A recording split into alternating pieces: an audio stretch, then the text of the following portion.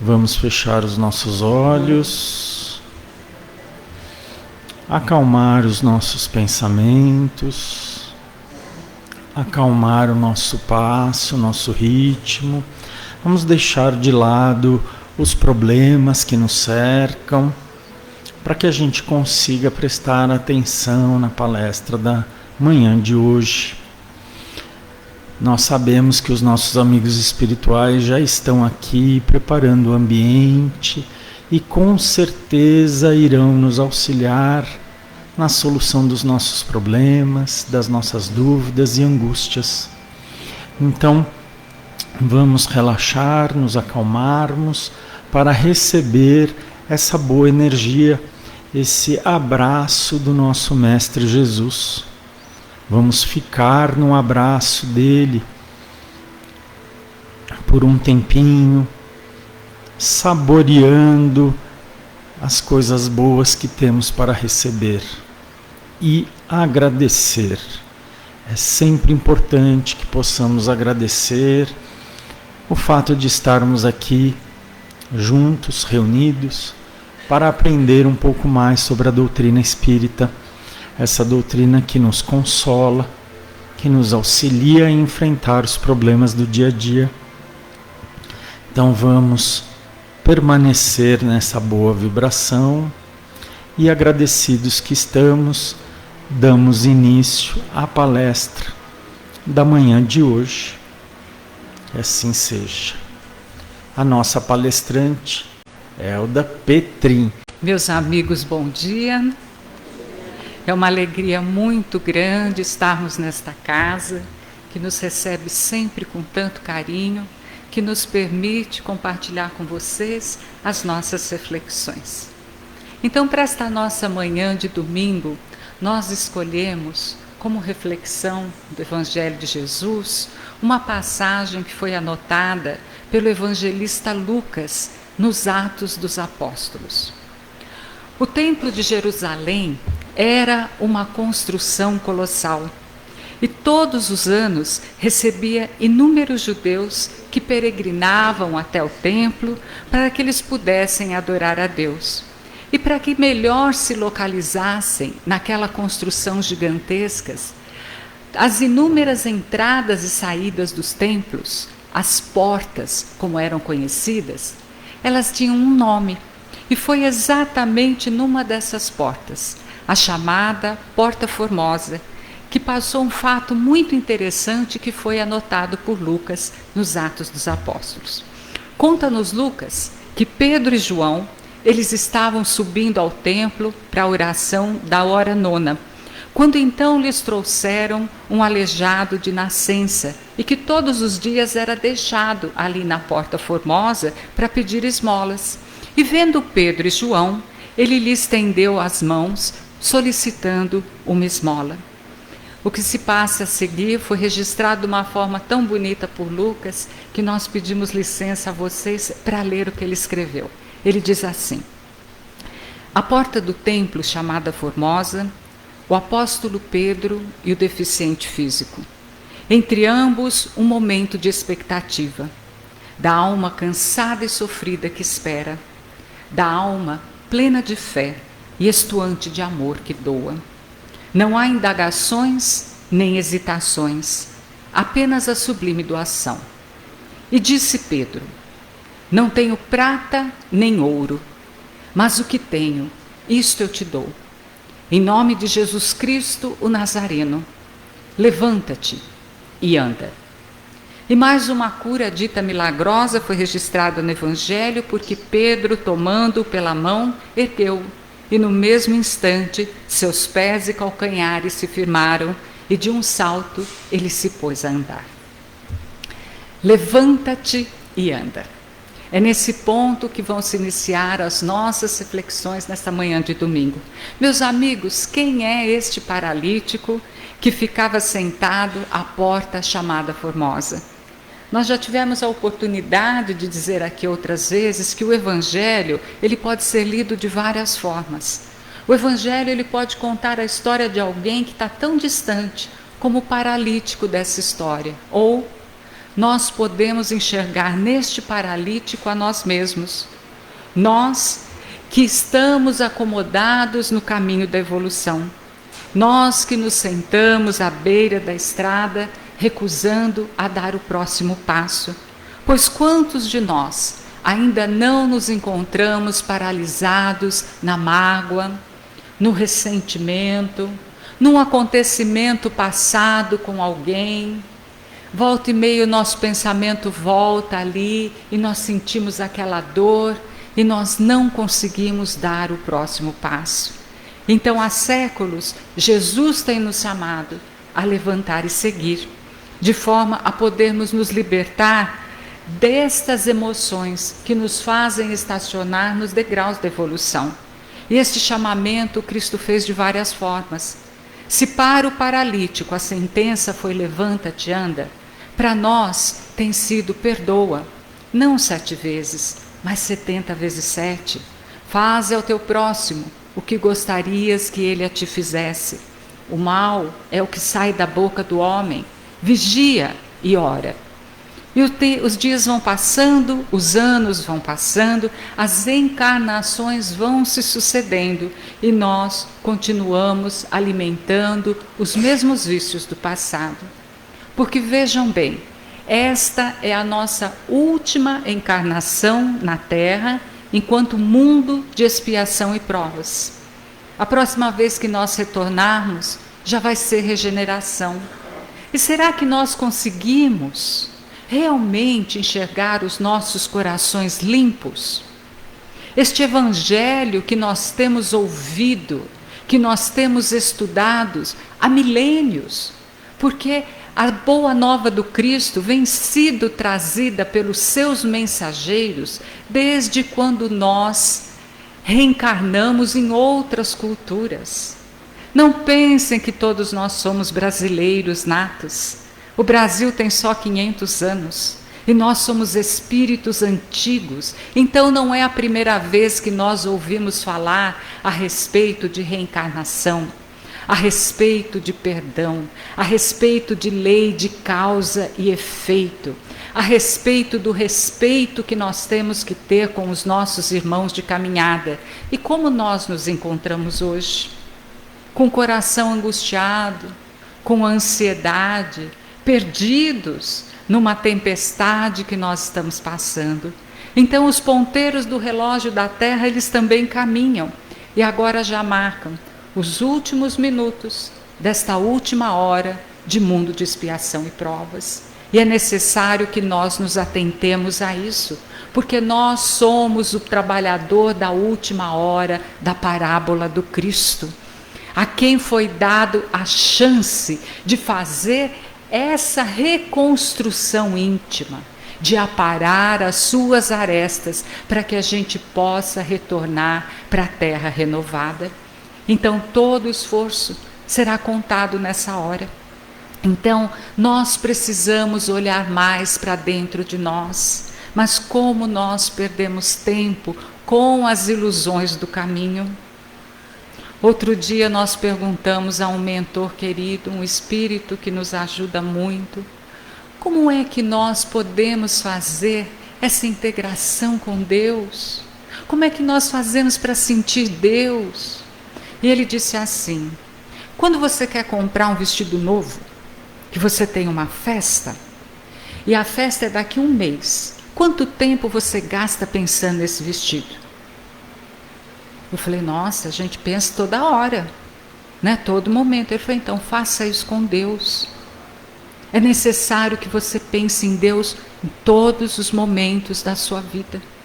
E meus amigos, quanto tempo nós gastamos neste relacionamento com Deus?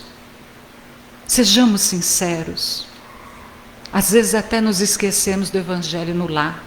Tem que colocar o telefone para despertar na hora. Senão a gente fica pensando no vestido da festa e esquece o compromisso espiritual, que é o compromisso com o qual nós viemos nesta encarnação. Nos tornarmos mais próximos de Deus. Então nós estamos agora no auge da transição planetária. E eu vou falar só de nós, os espíritas, né? Porque nós temos muito contato, né, com os nossos irmãos de caminhada, pelo trabalho que nós realizamos nas casas. Então muitos irmãos vêm conversar com a gente e a gente percebe uma coisa muito triste, que uma onda de descrença está assolando muitos corações. E Jesus já nos havia prevenido a respeito disso no sermão profético ditado a Mateus. Ele disse assim: por causa da iniquidade, o amor de muitos esfriará. E o que é a iniquidade? A iniquidade é quando o mal se revela, é quando o mal não tem mais vergonha de ser mal. Aparece nas redes sociais, tem até grupo no WhatsApp, não é? Então o mal não tem mais vergonha. Então antigamente as pessoas roubavam e escondiam. Agora elas saem na mídia e elas ainda dão risada. Então o mal não esconde mais a mão que fere. Então isso é iniquidade. E nós realmente nos sentimos abalados diante da iniquidade, mas nós não podemos deixar o nosso amor esfriar. Isso não pode afetar a nossa bondade, a nossa fé, o nosso caminhar, porque nós caminhamos individualmente. O que o outro faz é problema do outro. Eu tenho que me preocupar com aquilo que eu faço. É como Madre Teresa dizia: no fundo, tudo é entre você e Deus. Se o outro não faz, é problema dele. Se o outro não ajuda, é problema dele. Se o outro não tem misericórdia, é problema dele. Mas o problema é seu quando você não age dentro da bondade. E você só presta contas a Deus. Então nós temos que ter isso na nossa mente para que o nosso amor não esfrie. Então é necessário nós termos uma compreensão maior a respeito deste momento que nós estamos passando, para resguardar este amor que habita nossos corações. Então muitos espíritos que compõem a fileira do mal, eles estão reencarnando na Terra. Eles estão aqui, não é? Por quê? Por misericórdia de Deus. Eles retornaram para que, se misturando com aqueles que já trazem a bondade no seu coração, eles possam receber esta semente. Porque tudo o que nós fazemos é semente. Ah, não adianta mais, aquele aluno, vou deixar ele para lá. Não, toda semente que a gente planta, às vezes ela vai germinar só daqui a 200, 300 anos. Então nós precisamos plantar o tempo todo. Hoje, quando a gente olha toda essa barbaridade, toda essa violência que está na Terra, né, a gente se pergunta, a gente fala: meu Deus, mas por que é que Deus não colocou todas essas criaturas dentro de uma nave estelar e já retirou da Terra? Seria mais fácil, né? Nossa, traz uma nave daquela de Star Wars, põe todo esse povo aí que é malvado e manda embora.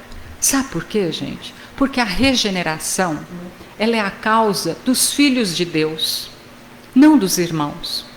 Para nós é muito fácil crucificar Caim, porque a gente ainda confunde o pecado com o pecador, mas a regeneração é a causa dos filhos de Deus. Todos nós, inclusive esses que fazem o mal, são filhos de Deus. E quando Deus olha para cada um de nós e para estes, Ele sabe que ali está a sua semente divina e que aquele que pratica o mal está momentaneamente doente e precisa de socorro. O que é que Jesus nos disse?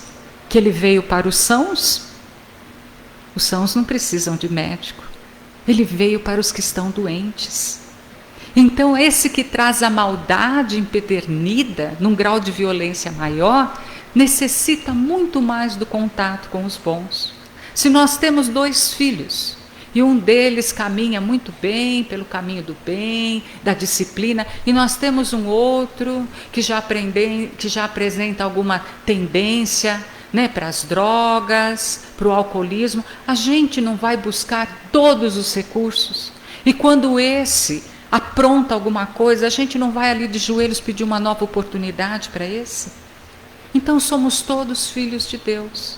É por isso que Deus faz com que a gente conviva, né, com todas as criaturas, que é para a gente se inspirar nas pessoas que são melhores do que nós, para que a gente possa caminhar com exemplos de bondade, para que a gente se torne bom. Então, a regeneração é a causa dos filhos de Deus. A mídia não divulga, ela só divulga a violência, para que a gente se encha de medo, para que o medo tome conta dos nossos corações e esse medo possa alimentar as trevas. Mas ela não divulga, mas as mãos abençoadas da psicografia, naquele intercâmbio sério com o mundo espiritual, nos traz notícias maravilhosas. E uma delas é que milhares de irmãos de outros orbes estão vindo a pedido de Jesus, a convite do Cristo, encarnando na Terra. Nós já temos milhares encarnados na Terra. São espíritos que não têm compromisso com a Terra, que não têm um psiquismo pesado, que não têm uma trajetória de dor na Terra. Então eles vêm com a vibração do amor e eles vêm nos ensinar como manter relações saudáveis. Eles vêm com um gosto apurado para a música, para as artes, para a literatura. De onde vocês pensam que vêm essas crianças que com 5 anos tocam metade de uma sinfonia de Beethoven no piano sem nunca ter estudado? São espíritos evoluídos que já vêm nos ensinar como regenerar a Terra. Outros ainda, luminares do passado, que estiveram entre nós, e isso está nas obras póstumas. Kardec deixou anotado ali que eles retornariam, e eles já estão entre nós, em todos os pontos da nossa cultura. Na arte, na religião, na política, eles vão atuar em todos os setores do crescimento humano para nos ensinar como amar o nosso semelhante, como viver com bondade, como viver com compaixão, mudando o gosto, né, pela música, pela arte, pela religião, nos trazendo um mundo mais solidário nas relações. Eles já estão entre nós. Então Jesus, ele sempre nos deixava aquelas frases que a gente tem que trazer no dia a dia. Uma delas é: tende bom ânimo, porque eu venci o mundo. Meus amigos, não nos deixemos abalar pelas ocorrências infelizes que nós estamos vendo, porque esses espíritos já estão sendo recambiados para um outro mundo. E quando a gente fala que eles vão deixar a Terra, parece até um castigo, mas não é. Imagina se a gente está numa sala de matemática, de cálculo 2, e eu sei apenas a tabuada. Não é uma tristeza me deixar com esses irmãos que já estão fazendo cálculo, e eu ali constrangida, mostrando a minha rebeldia, porque eu não sei fazer aquilo? Então, vamos pegar esse aluno, colocar numa sala de aula apropriada, para ele poder desenvolver as potencialidades deles. Então, estes irmãos que serão convidados a deixar a Terra, são inteligências muito aprimoradas, que vão poder ajudar, vão poder ser solidários num outro mundo com a sua inteligência, onde eles vão ficar mais à vontade para poder trilhar agora o caminho da moral. Um mundo onde tem um outro Cristo e onde o Pai é o mesmo, cheio de amor.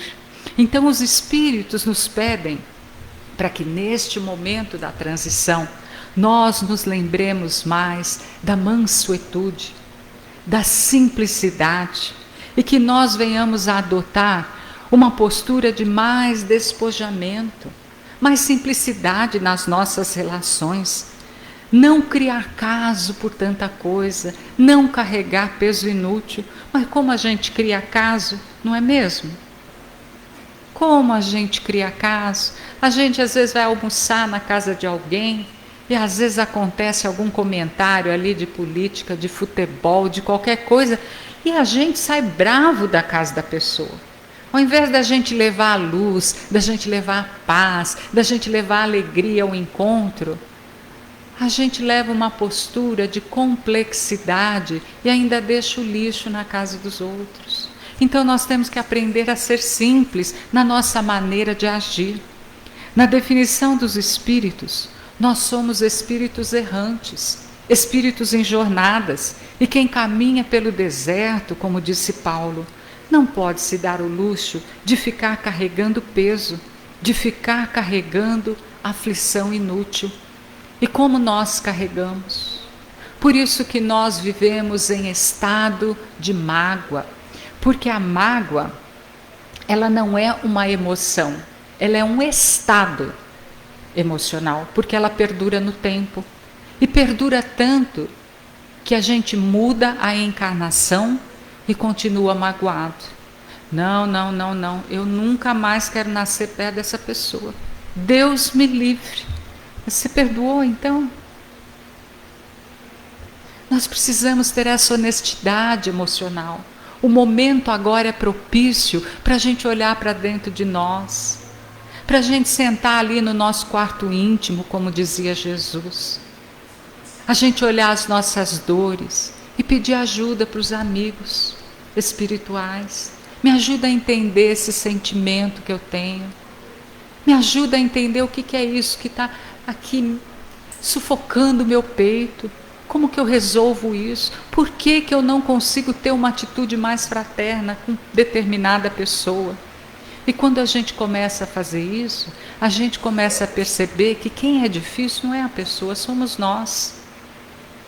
A gente começa a perceber que a gente não muda o outro, porque ninguém veio aqui para mudar o outro. E que o nosso amor não salva ninguém. A gente vem aqui para mudar nós mesmos. Com o outro, a gente só tem que ter compaixão. A gente só tem que ter entendimento. E quando ele estiver falando um monte de coisa que para a gente possa parecer bobagem, a gente não discutir. Porque algumas pessoas têm um nível de fanatismo tão grande dentro de si.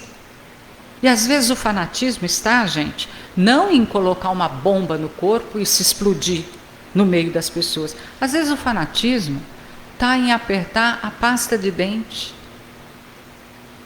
Eu fiquei chocada com uma pesquisa que foi feita numa universidade americana para saber por que os casais brigavam. Qual é o motivo de briga entre os casais? Eu imaginei, nossa, né, deve ser falta de compreensão. Sabe o que era? Era a pasta de dente. Porque um apertava de um jeito, o outro apertava do outro. A intolerância.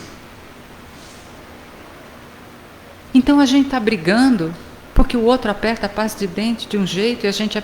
Põe duas, gente. Você não consegue ir lá, o outro aperta no meio. E quando você vai, você não consegue apertar embaixo do jeito que você quer? Coloca duas, uma para você, uma para ele.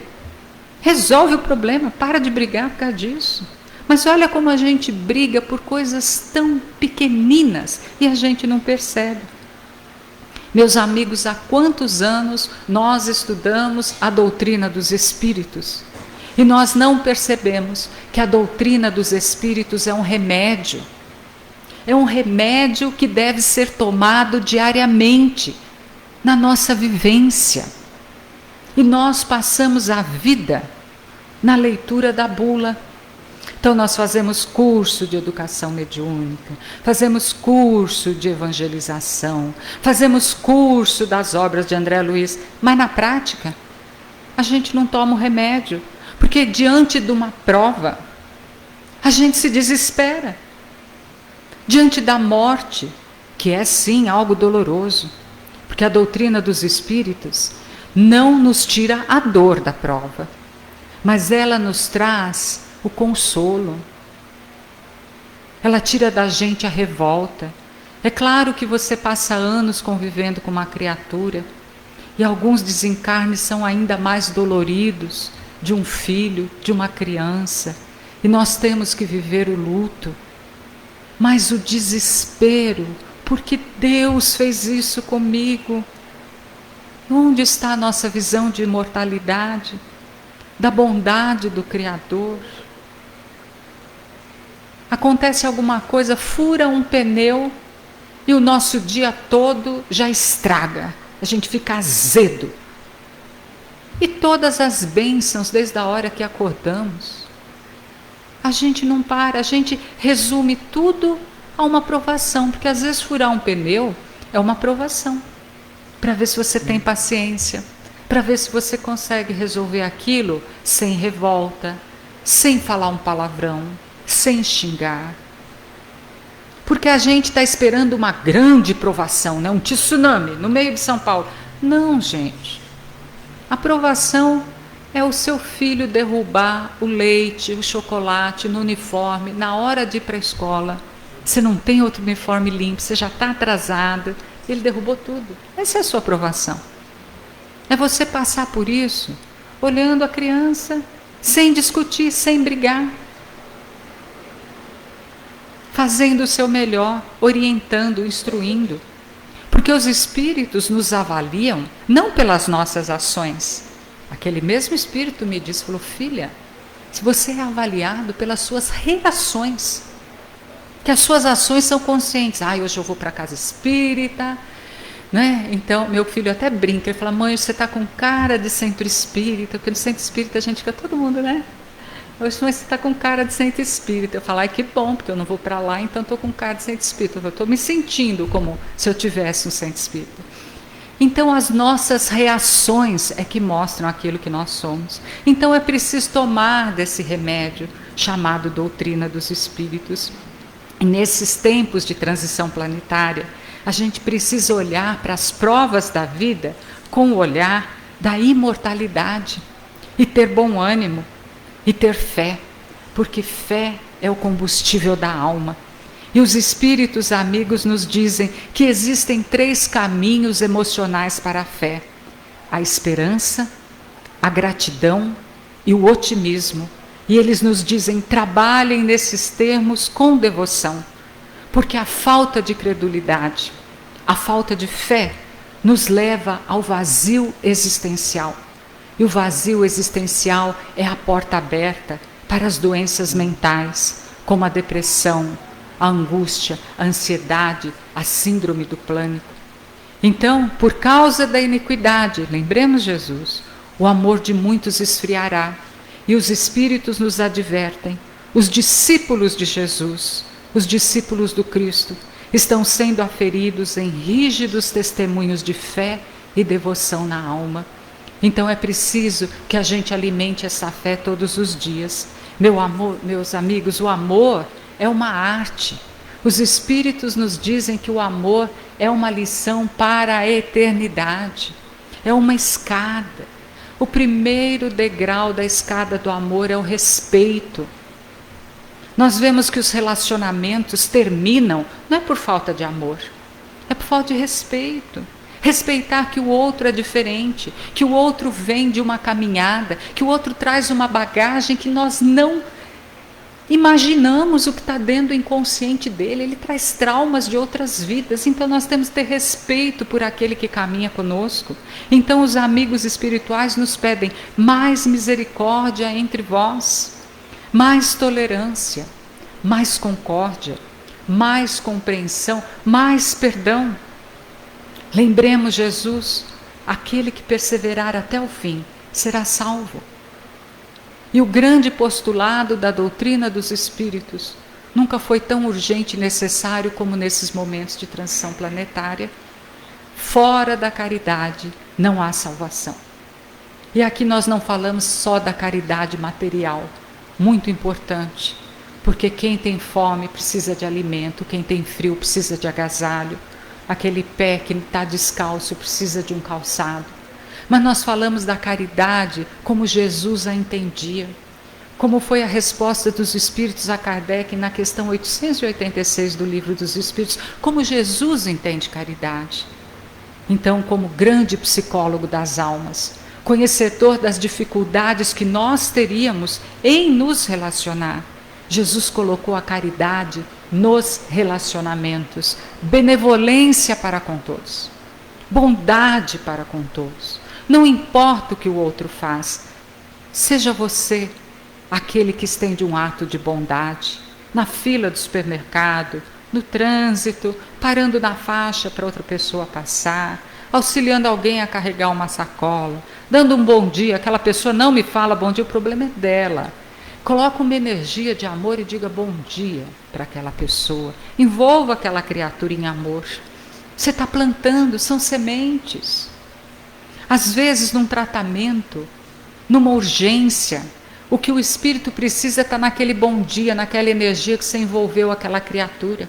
E Ele utiliza aquela tua energia amorosa que você falou de manhã e nem lembra mais, e que está ali envolvendo aquela pessoa para poder fazer um tratamento, para ela não enlouquecer. Bondade sempre, em qualquer situação. Indulgência para com as criaturas. Indulgência é quando a gente vê o lado bom das criaturas. Por isso que a regeneração é a causa dos filhos de Deus. Porque Deus nos criou e Ele sabe a semente divina que está dentro de nós. Então, quando Deus olha para nós, Ele vê a divindade. Foi o que Jesus nos disse: vós sois deuses. Então, cada um de nós temos que ter respeito diante do outro por essa centelha divina, porque nós estamos diante do Filho do Criador. Não é o seu irmão de caminhada. Você está diante de um filho amado de Deus, tem que ter respeito por aquela porção divina que está dentro dele, que é a porção que é do teu Pai, que Ele também deu para você. Então, indulgência. Não existe ninguém que não tenha algo bom. Mesmo aquela criatura que não gosta de ninguém, deve ter um cachorro que ele cuida. Tem gente que fala assim: eu prefiro cachorro do que gente, mas já está desenvolvendo o amor por uma criatura, porque não deixa faltar água, não deixa ter comida, é carinhoso, está desenvolvendo. Todos nós temos algo bom. E o perdão, gente, o perdão, quem é que vive sem perdão? Como nós viveríamos se as pessoas não nos perdoassem? Se a humanidade crucificou Cristo, imagina o que faz com nós. Se não aceitaram Jesus, que é perfeito, imagina se todo mundo que a gente conhece gosta da gente. Então é necessário perdão nas relações. Olhar para a criatura como alguém que não está aqui de férias, traz muito mais problemas atrás daquele sorriso que está dando para a gente do que a gente imagina. Às vezes por dentro a criatura já está no limite da paciência dela. Às vezes a gente é aquela gota que faz o copo transbordar. Mas não é pessoal aquilo que ela faz com a gente. Então é necessário que a gente trabalhe esse nosso orgulho e que a gente olhe as criaturas com mais compaixão. Calderaro, que é o grande espírito, grande mentor numa das obras de André Luiz, ele diz assim, que os espíritas principalmente, o capítulo do Evangelho que nós mais deveríamos estudar é o capítulo 11, os que são misericordiosos. E o perdão está sobre os braços da misericórdia. Nós precisamos ter mais misericórdias com a gente. Meus amigos, nós estamos passando por uma tempestade. E o que é que a gente faz quando a gente está num dia de tempestade? A gente não pode perder o foco. A gente não pode perder a rota. Imagina esses dias de chuva que a gente tem aqui. Você está dentro do teu carro, não, eu tenho que chegar em casa. Então você tem que tomar cuidado, você não está enxergando. Você vai mais devagar. Você é mais prudente, você não entra em qualquer atalho, você não entra em qualquer rua, você faz sua oração, você pede para os espíritos levarem teu carro, às vezes você não está enxergando nada, mas você tem ali a sua rota, você não perde. Nós não podemos deixar o nosso amor esfriar. Hoje, se eu fosse começar um novo curso de educação mediúnica, porque eu dei muita aula de educação mediúnica, eu ia começar pelo fim, eu ia começar pelos mundos celestes, porque esta é a nossa meta. Essa é a nossa rota, os mundos celestes, todos nós seremos espíritos de luz. Mesmo esses que estão indo para outros orbes agora, serão espíritos de luz. Então, gente, no final está tudo certo. Todos nós seremos anjos. Mas a pergunta é, você está preparado para a caminhada? Você está preparado para o percurso até você chegar nesse mundo feliz? Por isso que a gente não pode perder a rota. Por isso que a gente não pode deixar o nosso amor esfriar. Então, quando a gente estuda as parábolas de Jesus, há uma que certamente Jesus deixou anotado naquela época para que a gente pudesse, neste momento da transição, ler essa parábola, interpretar e colocar na nossa vida como nossa rota. É um outro mapa que Jesus deu especificamente para a transição planetária. É a parábola das 10 virgens. Depois vão lá no Evangelho e pega a parábola inteira. Estou de olho no relógio ali. Resumindo, a parábola é assim. O noivo diz para as virgens, tinham 10 virgens, que ele viria buscá-las, mas ele não sabia a hora. E então elas iam ter que começar a caminhada e esperá-lo, mas ele podia chegar à noite. Então ele diz assim, olha, levem uma candeia, e que se começar a escurecer e eu não tiver chegado, você acende a candeia, para que eu possa te encontrar na escuridão. Então as 10 virgens, no dia aprazado, saíram e foram ao encontro do noivo. E começou a escurecer. E 5 delas foram previdentes. Elas realmente levaram o óleo, o azeite, para que a candeia pudesse acender. E 5 foram imprevidentes, só pegaram a candeia e não colocaram o óleo. Então, quando a noite começou a ficar mais escura, e elas acenderam a candeia, aquelas 5 falaram, nossa, mas nós não temos óleo. Dá um pouco do seu óleo para nós. E as outras 5 falaram, olha, nós não podemos te dar do nosso óleo. Porque se eu der do meu óleo para você e o noivo atrasar, todos nós vamos ficar no escuro. Corre para a cidade e vai buscar o óleo. Então aquelas 5 correram para a cidade e foram buscar o óleo. Mas nisso que elas saíram, o noivo chegou. E só haviam 5 noivas com a candeia acesa. Então a mensagem é, acenda a sua candeia. O óleo que faz a sua candeia ficar acesa nesse momento que a gente está vivendo, porque nós já estamos no limiar da alvorada, o dia está quase nascendo, mas nós ainda estamos no final da noite dos tempos. O óleo da candeia é a fé, é a bondade, é esse amor que não pode esfriar. Então, meus amigos, a gente pode falar assim, mas aquelas 5 virgens, por que não deu óleo para outra? Foram egoístas. Você pode hoje passar a sua fé para outra pessoa que não quer? Você consegue passar a bondade que está no teu coração para outra pessoa? Então esse óleo que está em nós não conseguimos transferir para ninguém. Então, meus amigos, acenda a tua candeia, perdoa, trabalha, confia no Cristo, não deixe teu amor esfriar, troca a veste rota dos séculos pela tua túnica nupcial. Desde o início da formação da terra, o Cristo trabalha por nós. Vocês não se recordam, mas quando Cristo tomou posse da terra, como governador espiritual do planeta, ele fez um discurso. E naquele discurso nós falamos assim, é com esse Cristo que eu quero caminhar. Porque ele disse uma coisa que tocou tanto os nossos corações, que nós não pudemos deixar de segui-lo. No discurso de posse, Jesus disse assim, nenhuma das ovelhas que meu Pai me confiou se perderá.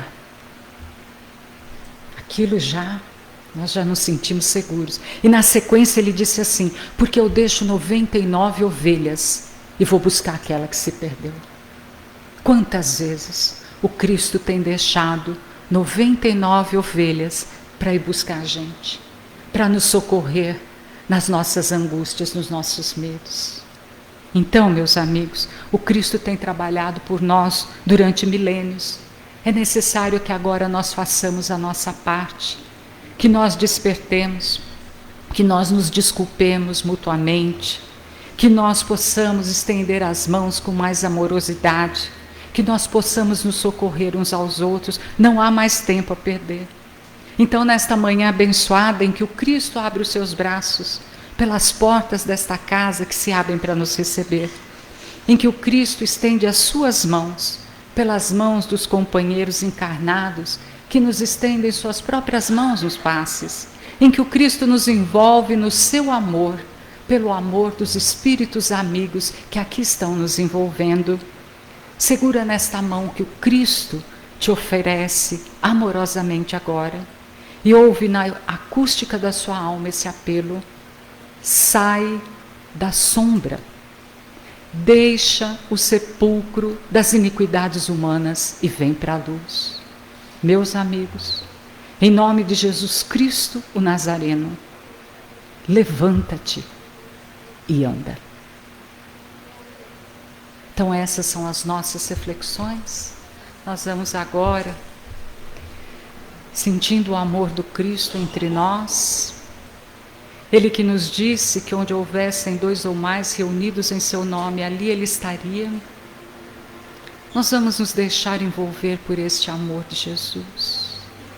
E vamos pedir de todo o nosso coração: Senhor, fortalece a nossa fé. Não nos permita esfriar o amor que já conquistamos em nosso coração. Ajuda-nos a atravessar essa tempestade.